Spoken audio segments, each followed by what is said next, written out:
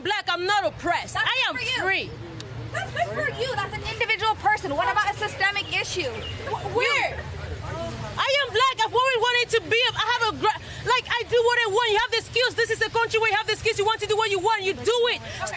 Stop forcing on people to accept that they're oppressed. They are not. I am not oppressed. I am black. That's great. Stop making people accept that they're oppressed. You're forcing a rhetoric into your minds, which is not true.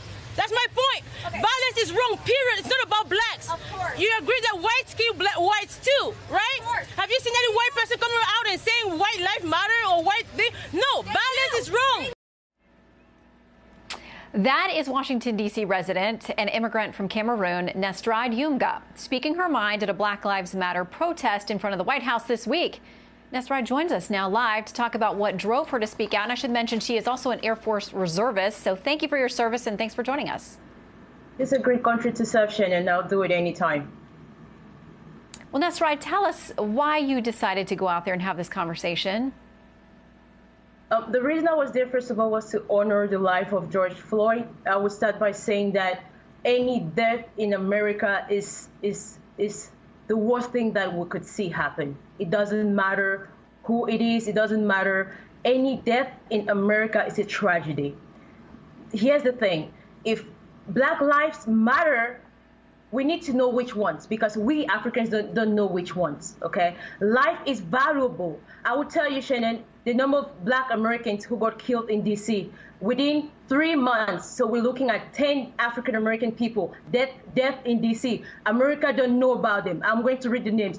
Eric Babor, Christopher Beckwell, Lagoria Bentley, Malik Brown, Andy Bonilla, Antonio Burnett, Malik Cisse, Janus Epps, Baron Godwin. I can go on and on and on. Why don't America know who these African Americans are? These are my brothers. These are my sisters. We need them. We're looking at 30 African Americans death within 3 months. This is the size of a small business in America. This is our potential. The greatest asset of a country is the human capital. We cannot see them die and don't see anything because of who took their lives. Murder is murder, regardless of who takes their life. Here's a message I want to pass across, Shannon, if America's listening to me, okay? And I'm angry about this. Here's a message I'm going to pass across, okay? Anyone who touches any American life will be held accountable. Anyone who touches any American life will be held accountable, regardless of the color of the skin. Martin Luther King died for a reason.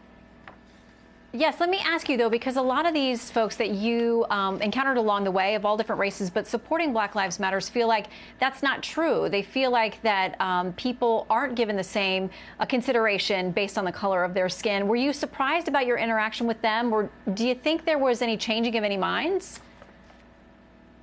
To be fair, Shannon, I don't think they speak for us African Americans, with all due respect. The world saw them shutting me down as an African-American woman in my country, saying that I am free. A country where Martin Luther King, Rosa Parks, Malcolm X gave their life to make sure we African-Americans can be anywhere and say we are free. We have potential. We can achieve what we want to achieve. This is the country of the free. And I will say it over and over and over again. I will serve this country to my last breath. We are free. We do not need anybody to tell us who we are. We are African Americans. And again, we do not need anybody. We don't need your help. If we are so oppressed, Mr. Barack Obama tell us how he became the Black president in a country where Blacks are oppressed. Let's Oprah Winfrey, please tell us how you became who you are in a country where Blacks are oppressed. Let John Legend tell us how you became who you are in a country where Blacks are oppressed. We have opportunity. This is the country of the free. 365,000 people come to America every single year. It's not because they want to be oppressed. America, let's figure it out. Our problem is violence. Our problem is violence. If we tell the world, if we tell each other that anybody who touches any American life will be held accountable, guess what? My Black brothers will be saved. George Floyd should never have died. His death was a tragedy, the biggest tragedy we could ever. It was a tragedy.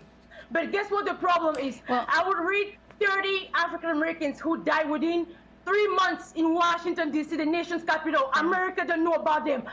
Who is black life? Which black life matters? If it's not the black life of my neighbor, if it's not the black life of my brother, of my sister, which one matters? The one that are taken by people who look different? And Nestride, you're so right that every single life that is taken in this country, we should honor them. They should be, people should be prosecuted. I think we all agree on that. And we thank you so much that you would come to our country and then serve in our Air Force. Nestride, thank you so much. And thanks for joining us to tell us your story. You're clearly passionate about this, and hopefully that conversation can continue. It's my pleasure, Shannon. Anytime. I love this country. We should all love this country. Every life matters.